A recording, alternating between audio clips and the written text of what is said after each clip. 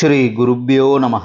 தெய்வத்தின் குரல் மூன்றாம் பகுதி 303வது தலைப்பு.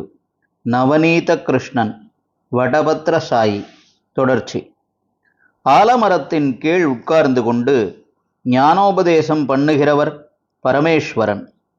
வடவிருக்ஷ மூல நிவாசி மகாவிஷ்ணு ஆலிலை மேலே படுத்துக்கொண்டு ஞான உபதேசத்துக்கு நேர் ஆப்போசிட்டாக தோன்றும் மாயாவிலாசத்தை காட்டுகிற வடபத்ர சாயி.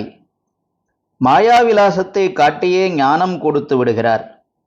பிரளயம் என்பதாக அத்தனை மாயாலோகமும் சிருஷ்டியும் தன்னிலே லயித்து போய்விடுவதைத்தானே காட்டுகிறார். மாயையிலிருந்து நம்மை விடுவித்து முக்தி தரவே இப்படி தரிசனம் தருகிறார். அதனால்தான் இந்த அவசரத்திலே ரூபபேதத்திலே அவரை முகுந்தன் என்பது. முகுந்தன் என்றால் முக்தி தருகிறவன் என்று அர்த்தம். கராரவிந்தேன பதாரவிந்தம் முகாரவிந்தேன விநிவேஷயந்தம் வடஸ்ய பத்ரஸ்ய புடேஷயானம் பாலம் முகுந்தம் மனசா ஸ்மராமி.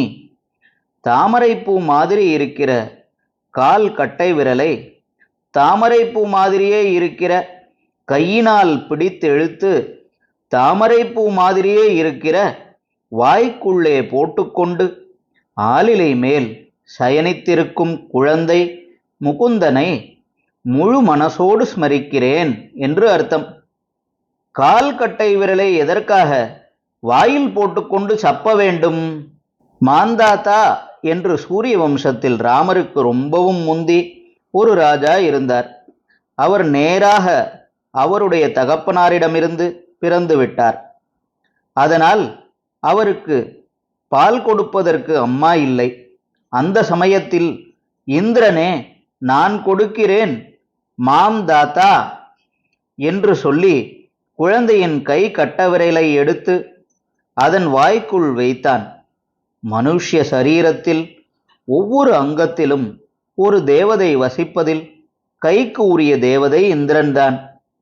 தான் சாப்பிட்டிருக்கிற அமிர்தம் இந்த கையின் கட்டை விரலால் குழந்தையின் வாய்க்கு போகும்படி இந்திரன் அனுகிரகித்தான்.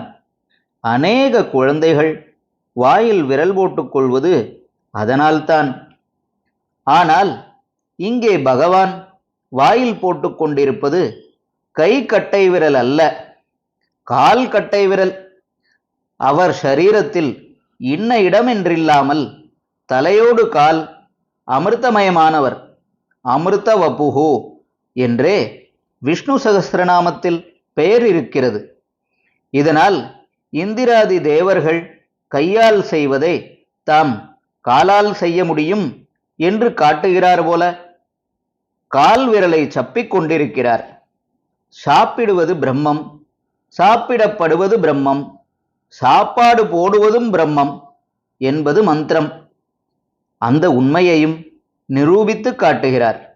தன் விரலை தானே வாயில் எடுத்து வைத்துக்கொண்டு சாப்பிட்டும் கொள்கிறார். அப்படியே சாப்பிடவில்லை, சப்புகிறார், சப்பிடுகிறார். இடதுகால் கட்டை விரல்தான் அவர் சப்புவது. நடராஜாவின் தூக்கிய திருவடியும் இடதுதான். பகவானை போல் ஷரீரம் பூரா அமிர்தமயமாக நாம் இல்லாவிட்டாலும் நமக்கும் இடது பக்கத்தில் சந்திரநாடி என்று ஒன்றை அவர் அனுகிரகித்திருக்கிறார். சந்திரன் அமிர்தம் பெருக்குகிறவன். அனுஷ்டானம் யோக சாதனை செய்தால் சந்திரநாடியிலே அமிர்தம் ஓடுவது தெரியும். அதை காட்டவும்தான் இடக்கால் கட்டை விரலை ருசி பார்க்கிறார்.